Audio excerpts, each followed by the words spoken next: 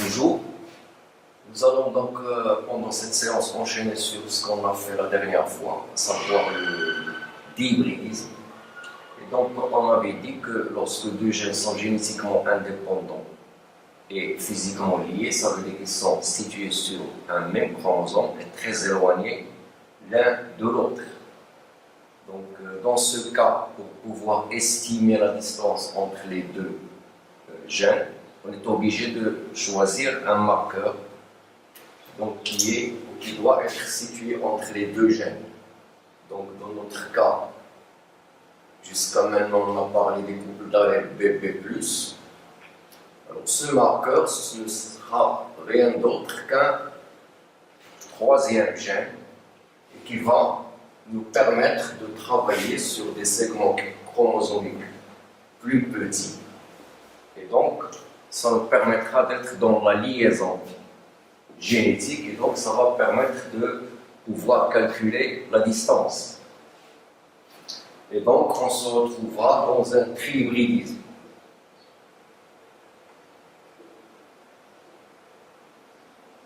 Alors, comme son nom l'indique, le trihybridisme, c'est tout simplement un croisement entre deux souches qui diffèrent par trois gènes. C'est ce que nous avons ici sur cette planche. Donc, on a trois couples d'allèles, AA+, BB+, et CC+. Alors, ce trihybridisme, on l'appelle aussi un croisement à trois points. Alors, on peut l'utiliser pour déterminer le phénotype des parents s'il est inconnu. Ici, vous avez un exemple. On a croisé deux souches haploïdes qu'on va appeler souche 1 et souche 2, dont le phénotype est inconnu. Je rappelle ici qu'on dit phénotype ou génotype, c'est la même chose puisqu'on est chez des organismes haploïdes. Donc le phénotype reflète le génotype. Alors, ici, on a le zygote qui a deux N et qui va subir la méiose pour donner les tétrades ou les spores. Alors ici, on a représenté le zygote, mais on peut aussi l'utiliser pour représenter deux chromatides en stade prophase 1 de la méiose, c'est-à-dire ici.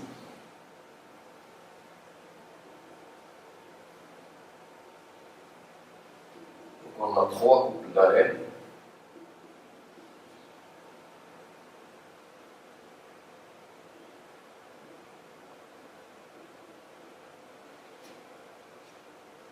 Ici A, B+, C+. La même chose ici. Donc, nous avons quatre chromatides comme d'habitude. Et sur cette planche, on a représenté seulement, par exemple, la chromatide 2 et 3. Vous avez ici. Alors, ce zygote va subir la méiose. Et donc, il y a 8 cas possibles, selon s'il y a eu crossing over ou non, et où il y a eu crossing over. Alors, ces 8 cas, 2 cas sont les premiers, c'est les cas où il n'y a pas du tout de crossing over, pas de recombinaison. 2 cas où il y a crossing over entre A et B. 2 autres cas où il y a crossing over entre B et C. Et les 2 derniers cas où il y a crossing over entre A et B et entre B et C. C'est pourquoi donc il y a 8 cas possibles. Et donc 8 types de spores possibles pour une seule méiose. Mais dans une seule méiose, parmi les 8 cas, il y a seulement 2 qui sont réalisés. Ici donc nous avons le zygote qui a 2 N chromosomes qui va subir la méiose. Et après la méiose, on a 8 cas possibles selon qu'il y ait crossing over ou non. Alors, ces 8 cas, les 2 premiers cas, c'est lorsqu'il n'y a pas du tout de crossing over, pas de recombinaison. C'est-à-dire, c'est un cas qui ne donnera que des spores parentales. Le deuxième cas, c'est lorsqu'il y a crossing over seulement entre A et B, et il n'y a pas de crossing over entre B et C. C'est-à-dire, par exemple, ici. Les deux autres cas suivants, c'est lorsqu'il y a crossing over seulement entre B et C, et il n'y a pas de crossing over entre A et B. C'est-à-dire ici. Les deux derniers cas, c'est lorsqu'il y a crossing over entre A et B, et aussi entre B et C. Donc en tout, nous avons 8 cas. Alors il est à rappeler que dans une seule méiose, seulement 2 cas parmi ces 8 sont obtenus. Mais dans la totalité de toutes les méioses qu'on a, on va avoir bien sûr les 8 cas. Alors ici, on a la descendance en spore en vague de ce croisement de la souche 1 avec la souche 2. Alors qu'est-ce qu'on remarque parmi ces phénotypes? Il y en a 8. Parmi ces 8, il y en a 2 qui n'ont pas du tout subi de crossing over, 4 qui ont subi un seul crossing over, soit dans un segment chromosomique, soit dans l'autre, et 2 qui ont subi 2 crossing over, c'est-à-dire un crossing over dans chaque segment.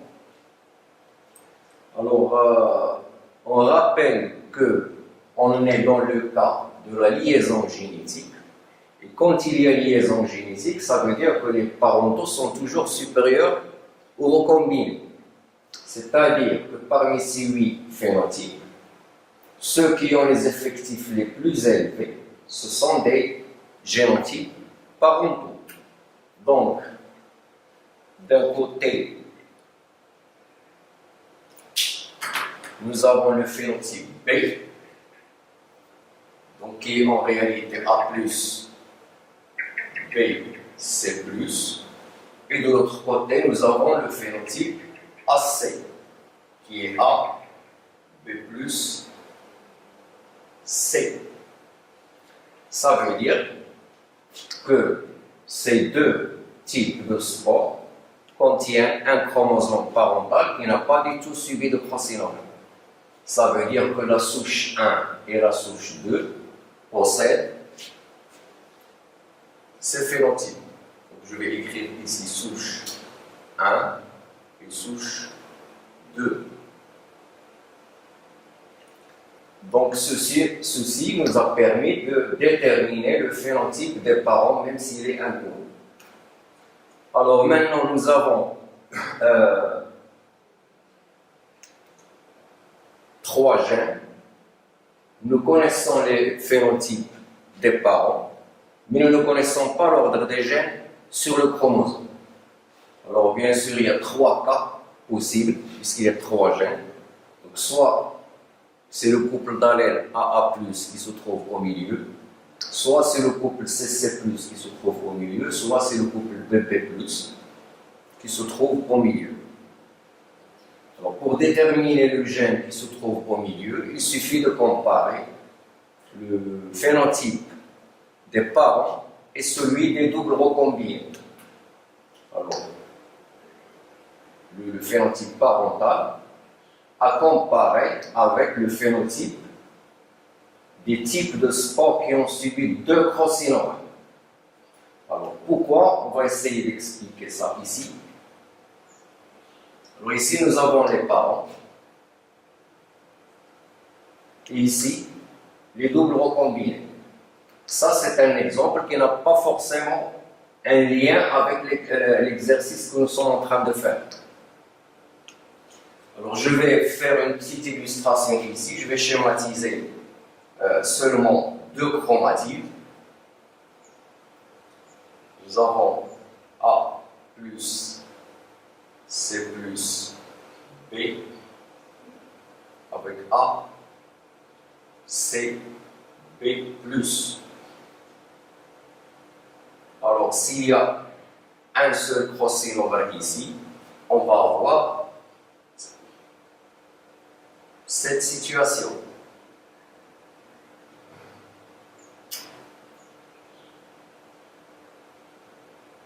B plus, et ici A, C plus B. Ça, c'est le premier crossing over, c'est-à-dire ici. Maintenant, le deuxième crossing over, on va avoir cette situation.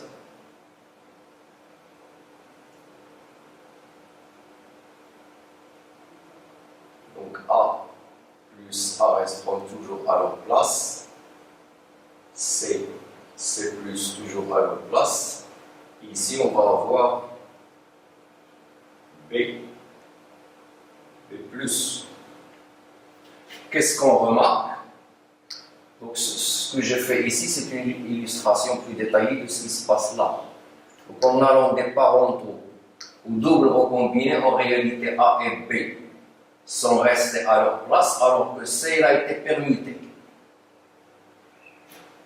Ça veut dire que lorsqu'on compare les parentaux et le double recombiné, le gène qui se trouve au milieu est permuté.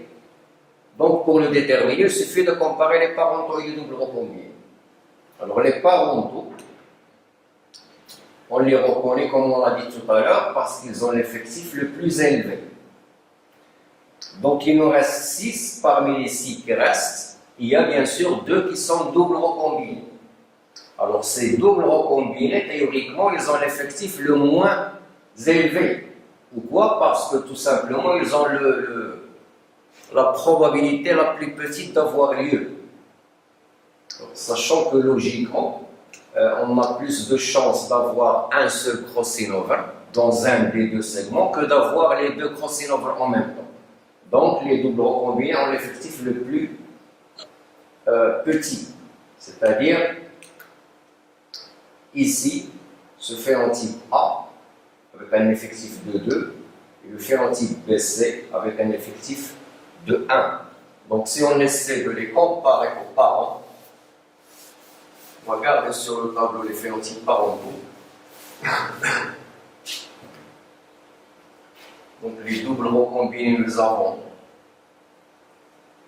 d'une part A qui est donc en réalité A, B plus, C plus, et nous avons d'autre part BC qui est en réalité A plus, B, C. Donc quand on compare ces deux parentaux avec ces deux recombinés, on va trouver que A plus B sont ensemble ici, ils le sont toujours ici. Ici, ils sont avec C+, alors que là, ils sont avec C. La même chose pour celui-là. A, B+, ces deux allèles sont ensemble ici, ils le sont toujours chez ce double recombiné.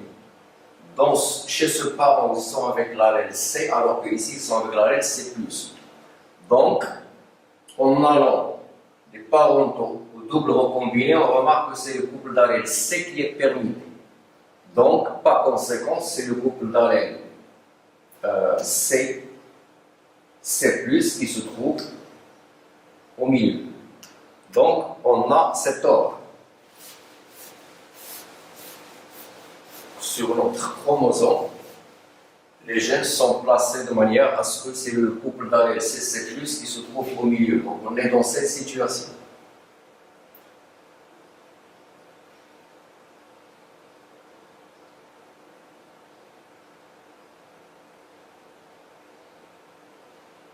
Alors, à partir de ce moment, on peut calculer la distance sur ce segment.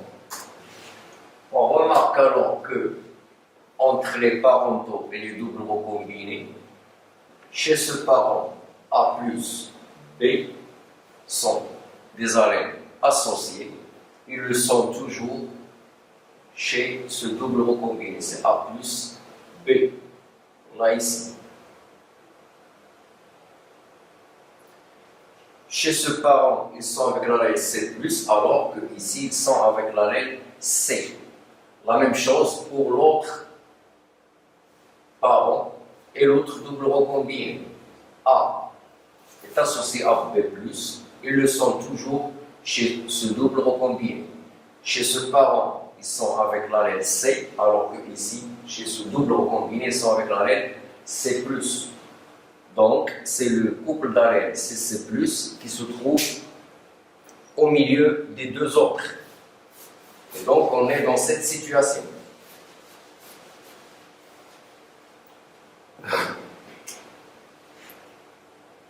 Voilà, donc on a A+, suivi de C, C+, et finalement B, B+. Donc, à partir de ce moment, on peut calculer la distance d'une part entre A+, et CC+, et d'autre part entre CC+, et B+. Donc, pour calculer ces distances, on est censé utiliser ces phénotypes. Alors, la distance entre A+ et C+, pour la calculer, il faut, parmi les 8 phénotypes, chercher quels sont ceux qui sont recombinés seulement entre A et C, sans regarder le couple d'allèles BP+. Donc, on va revenir à ces phénotypes. Donc, on voit que les doubles recombinés, c'est-à-dire celui-là et celui-là, ils sont recombinés entre A et C. Donc là, je vais poser le phénotype des parents qui sont d'une part A plus B, C plus, et d'autre part A, B plus C. Alors, on ne va pas s'intéresser à B, donc je peux l'effacer. Je vais regarder uniquement les couples d'allèles AA+, et CC+.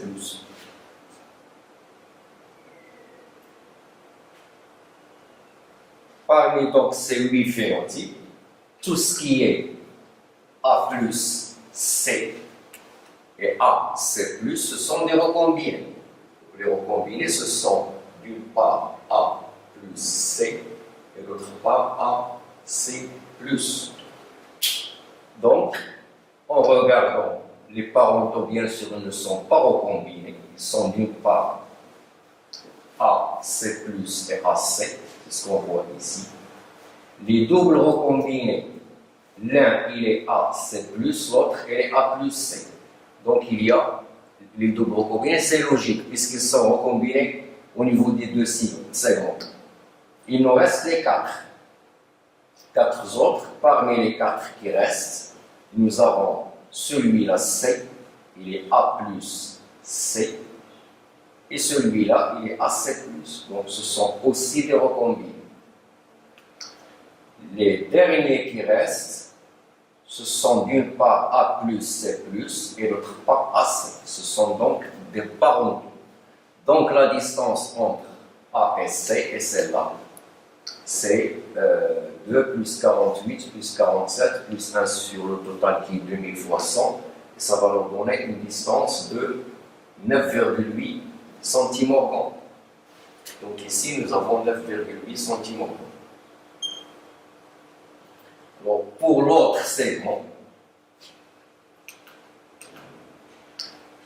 les doubles recombinés seront pris en considération puisqu'ils sont recombinés dans les deux segments.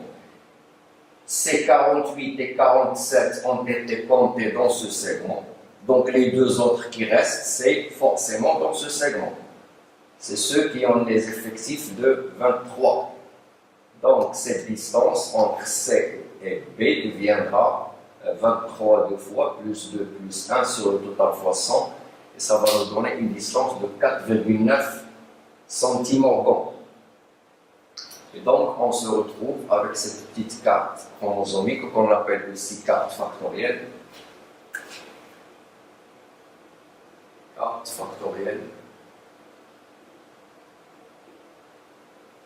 Ça s'appelle aussi carte chromosomique, c'est la même chose.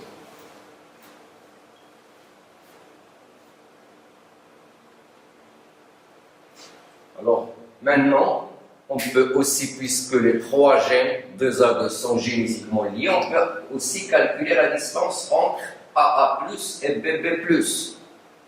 Alors cette distance, c'est les recombinés entre A et B. Donc si on revient ici, on va trouver que ces deux sont parentaux, bien sûr. Ces deux doubles recombinés, ils sont d'une part A, B+, et d'autre part A plus B. Donc ce sont des parentaux, parce que ici on a B, si on prend en considération B, ce sont des parentaux. Donc les recombinés entre A et B qu'on a, c'est celui-là qui a un effectif de 48, celui-là qui a un effectif de 47, et ces deux derniers qui ont respectivement les effectifs de 23. Donc cette distance, c'est entre A et B, c'est 47, 43, 23, 23 sur la fois 100, et ça va nous donner une distance de 14,1 cm. Donc, si on fait ça, 14,1 cm. Alors, bien sûr,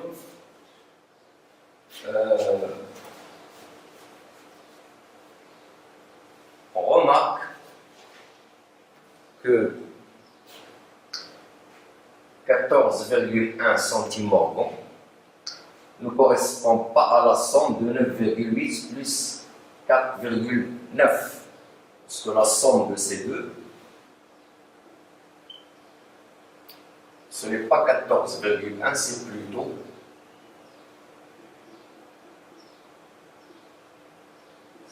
14,7. Et donc, on se pose la question, est-ce que c'est 14,1 ou c'est 14,7?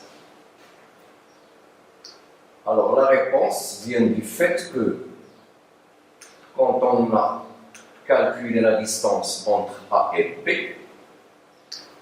on n'a pas considéré ces doubles recombinés.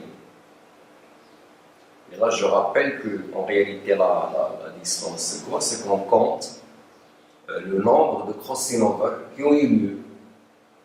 Ici, chez ces doubles recombinés, il y a 2 crossover pour chacun, mais qu'on ne voit pas dans cette formule.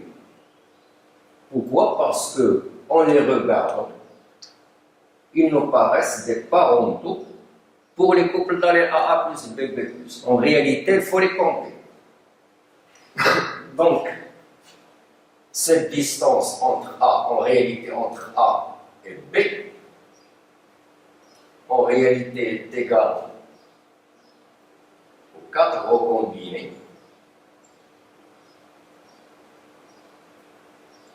plus les crossover qui ont eu lieu ici et qu'on n'a pas vu. Alors les doubles recombinés, on a ici 2 et 1, ça fait 3 doubles recombinés en tout. Chaque double recombiné a suivi 2 crossover. Donc 3 fois 2, il y a 6 crossover qu'il faut additionner ici. Sur le total fois 100, ça va nous donner 14,7 qui est là. Donc la distance réelle, ce n'est pas 14,1, mais c'est 14,7. Et je ne dis pas la distance réelle, je dis que c'est la distance la plus proche de la réalité, la mieux estimée. Et ça, on trouve une notion importante, c'est que quand on a travaillé sur ce segment et ce segment, ce sont 2 segments, bien sûr plus petits que ce grand segment. Donc la conclusion qu'on tire, c'est que plus on travaille sur un segment petit, plus on s'approche de la valeur réelle de la distance. Pourquoi? Parce que dans un grand segment, souvent, lorsqu'il y a 2 crossover en même temps, l'effet d'un crossover est annulé par un autre crossover.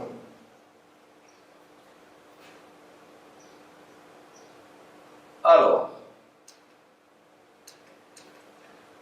Alors il y a une notion importante qu'on rencontre souvent quand on fait un trihybridisme, c'est lorsque il y a impossibilité d'avoir deux crossing over en même temps.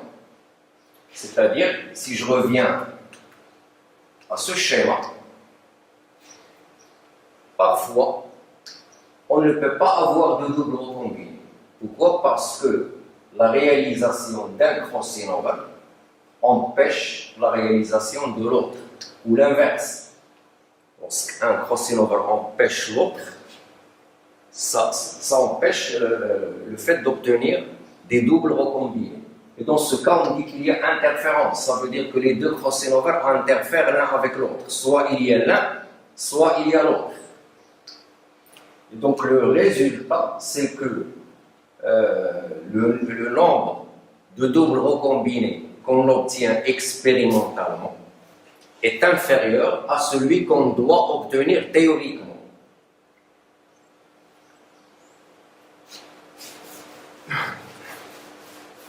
Alors ici, dans notre cas, réellement, on a obtenu 3 doubles recombinés qu'on voit ici. Il y a ce phénotype A et ce phénotype BC. Donc nous avons les doubles recombinés égal à 3. Donc c'est un pourcentage de 0,3%. Puisqu'il y a 3 pour 1000. Ce sont les doubles recombinés observés.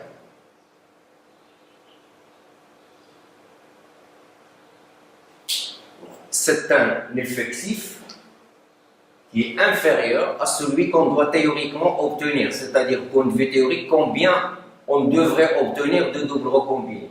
Quel est le pourcentage théorique? Alors le pourcentage théorique, donc on l'appelle double recombiné attendu,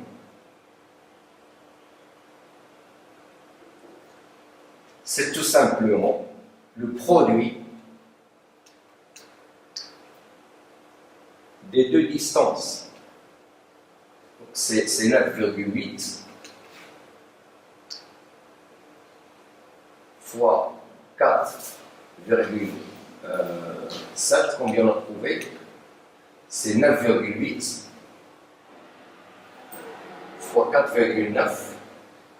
Et donc ça va nous donner un pourcentage théorique d'environ 0,4%. Ici, après avoir arrondi, parce que ça doit donner 0,48, je crois. Et on va arrondir pour simplifier le calcul, on va garder la valeur de 0,4. Alors, on a dit tout à l'heure que cette notion d'interférence fait que soit on a un crossing over, soit on a l'autre crossing over. Quand il y a interférence. Alors dans le cas où on peut avoir les deux crossing over en même temps, on dit qu'il y a coïncidence. Alors la coïncidence,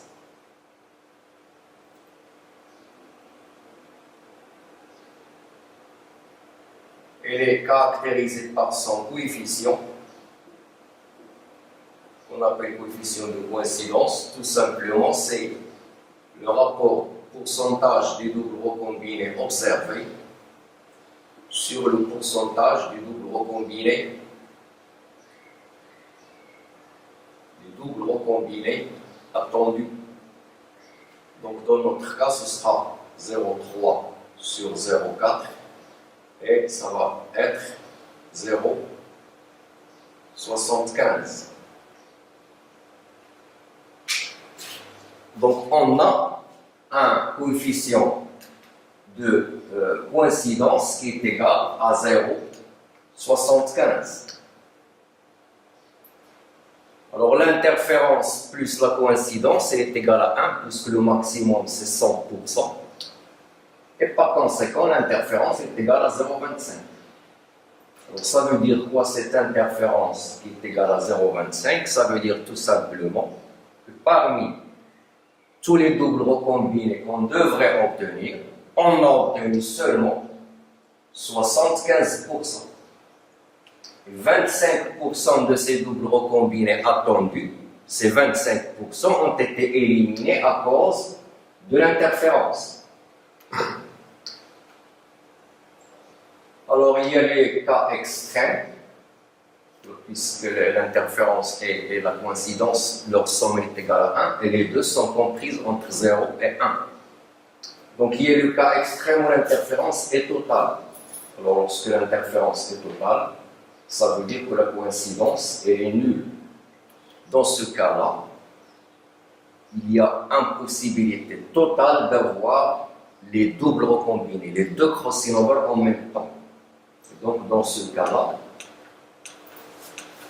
on n'obtient pas ces doubles recombinés. On obtient seulement les 6 autres phénotypes. Pourquoi? Parce que l'interférence est totale.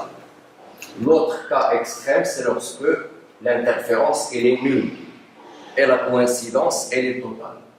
Dans ce cas-là, on a autant de doubles recombinés observés que de doubles recombinés attendus. Ça veut dire aussi que jamais la réalisation d'un crossing over n'empêche celle de l'autre. Alors je vais profiter pour parler aussi du trihybridisme chez un organisme à cycle diplobiontique, c'est-à-dire chez les diploïdes. Alors c'est le même principe que chez les haploïdes, sauf que tout à l'heure on était en train d'analyser les produits de la méiose, c'est-à-dire les spores. Maintenant chez un diploïde, on va analyser la descendance du test cross. Alors, vous savez très bien que quand on travaille chez un organisme diploïde, pour voir la recombinaison, pour voir s'il y a liaison indépendante génétique, pour calculer les distances entre les gènes, on utilise la descendance du test cross. Dans notre cas ici, on croise deux parents, P1 et P2, dont le phénotype et le génotype sont inconnus. À partir de ces deux parents, on a obtenu une F1 qui est homogène et à 100% sauvage. On a réalisé le test cross, c'est-à-dire le croisement d'un individu F1 avec le triple homozygote récessif, et on a obtenu la descendance du test cross 8 phénotypes, exactement comme chez la pluie. Ici, c'est les mêmes effectifs, j'ai exprès choisi les mêmes effectifs, sauf que ici on a des spores, donc des cellules à N chromosomes, alors que ici, nous avons la descendance du test cross, donc ce sont des individus à 2 N chromosomes. Parmi ces 8 phénotypes, le génotype de chacun de ces 8 contient un chromosome qui est petit a, petit p, petit c. Donc,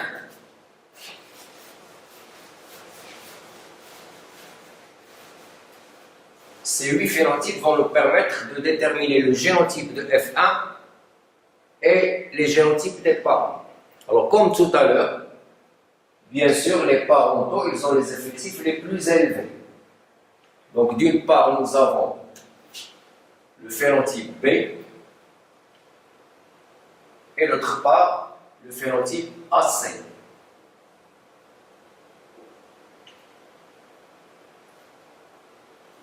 Alors, B, son génotype puisqu'il provient d'un test cross, donc il est A plus B, C plus sur A, B, C. Permettez-moi, je suis obligé de changer de marqueur.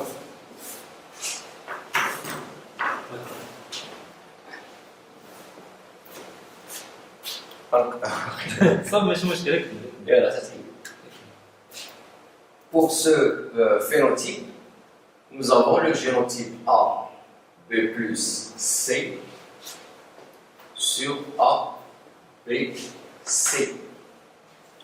Alors, ce sont des parentaux, ça veut dire que chez cet individu, le chromosome ayant le génotype A plus B, C plus, provient de F1 sans avoir suivi de recombinaison. La même chose pour celui-là. cet individu a le chromosome A, B plus C, qui provient de F1 ou d'un gamète F1 sans avoir subi de recombinaison. Ça veut dire que le génotype de F1, c'est celui-là. C'est A plus B, C plus sur A, B plus C. C'est-à-dire ce chromosome avec celui-là. Par conséquent, puisque les parents sont de race pure, donc nous avons P1, il a le génotype A+, B, C+.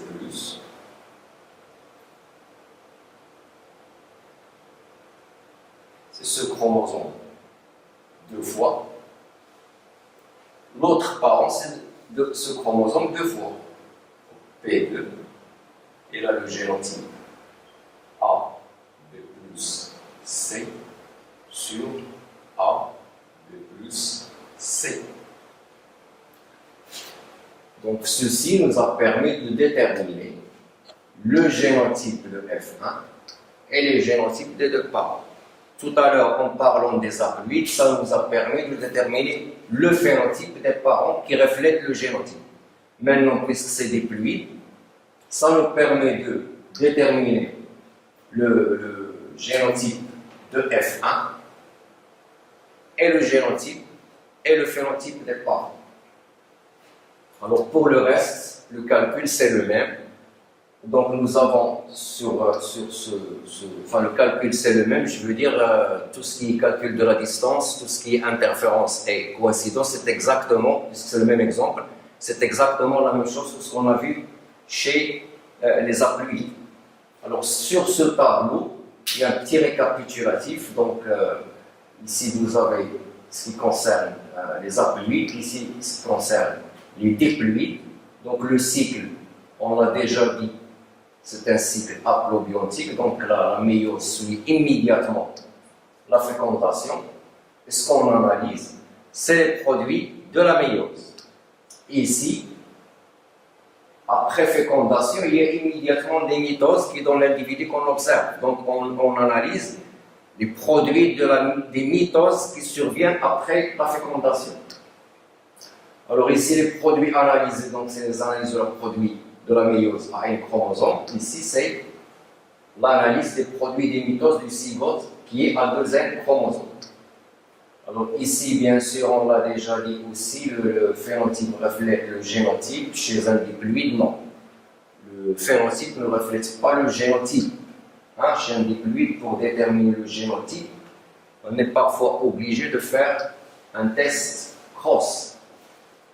Alors, lorsqu'on fait un dihybridisme ou un trihybridisme pour voir la liaison ou l'indépendance génétique, ici on compare, chez les haploïdes, on compare les produits de la méiose, c'est-à-dire les types parentaux et les types recombinés de la descendance des produits de la méiose, donc des cellules à un chromosome.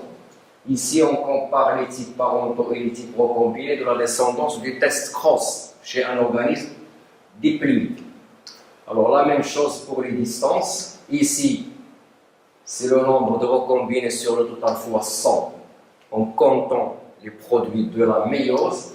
Ici, c'est en comptant, pour calculer les distances, c'est en comptant les recombinés de la descendance du test cross.